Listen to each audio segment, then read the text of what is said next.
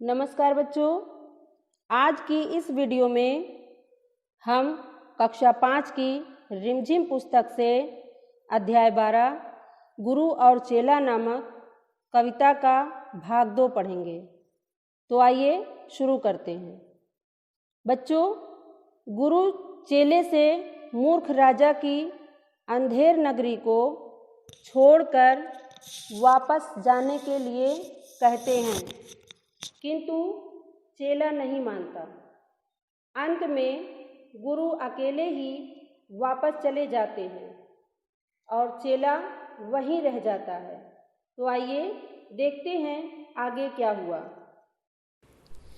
चला हाट को देखने आज चेला, हाट यानी बाजार, तो देखा वहाँ पर अजब रेल पेला यानी बहुत भीड़ थी।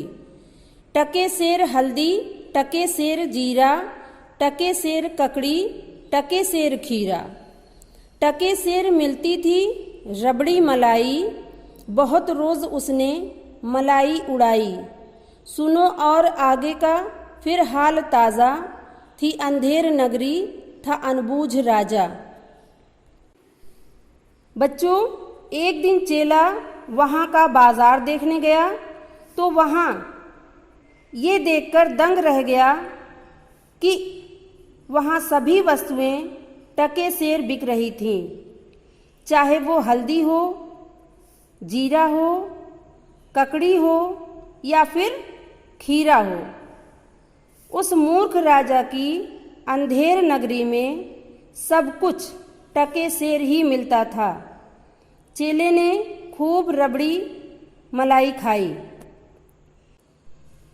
बरसता था पानी, चमकती थी बिजली, थी बरसात आई, दमकती थी बिजली। गरजते थे बादल, झमकती थी बिजली, थी बरसात गहरी, धमकती थी बिजली। गिरी राज्य की एक दीवार भारी, जहाँ राजा पहुँचे तुरंत ले सवारी। झपट संतरी को डपट कर बुलाया। संतरी यानी चौकीदार को, डपट कर यानी डांट कर बुलाया। गिरी क्यों ये दीवार, किसने गिराया? कहा संतरी ने, महाराज साहब, न इसमें खता मेरी न मेरा कर्तव्य। खता यानी मेरी कोई गलती नहीं है, खता यानी गलती। ये दीवार कमज़ोर पहले बनी थी, इसी से गिरी, ये न मोटी घनी थी। घनी यानी मजबूत। खता कारीगर की, महाराज साहब, न इसमें खता मेरी या मेरा कर्तव्य। बुलाया गया कारीगर झट वहाँ पर, बिठाया गया कारीगर झट वहाँ पर। झट यानी तुरंत। कहा राजा ने कारीगर को सजा दो, खता इसकी है आज, इसको कजा दो। कजा यानी मौत, मृत्यु। कहा कारीगर ने, जरा की न देरी, महाराज इसमें खता कुछ न मेरी।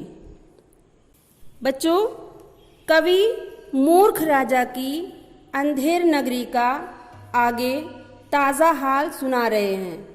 उस साल वहाँ खूब बारिश हुई थी, बिजली चमकती थी और बादल भी खूब गरजते थे। बारिश की वजह से राज्य की एक दीवार गिर गई। राजा तुरंत वहाँ पहुँच गए।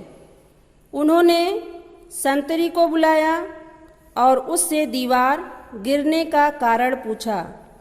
संतरी ने फौरन जवाब दिया कि दीवार उसकी गलती से नहीं गिरी, दरअसल दीवार कमज़ोर बनी थी।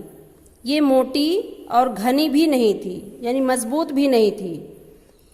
शायद इसी वजह से गिर गई।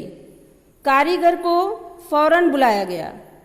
राजा ने कारीगर को सज़ा देने का आदेश दे दिया। आदेश यानी हुक्म दे दिया।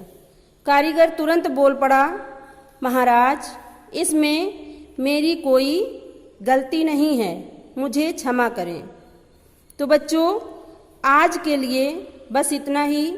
आगे क्या होता है हम कल पढ़ेंगे। हमारा आज का गृहकार। भारत में कोई चीज़ खरीदने बेचने के लिए रुपए का इस्तेमाल होता है और बांग्लादेश में टके का। रुपया और टका क्रमशः भारत और बांग्लादेश की मुद्राएं हैं। नीचे लिखे देशों की मुद्राएं कौन सी हैं, उनके नाम लिखिए। सऊदी अरब, जापान, फ्रांस, इटली, इंग्लैंड। धन्यवाद।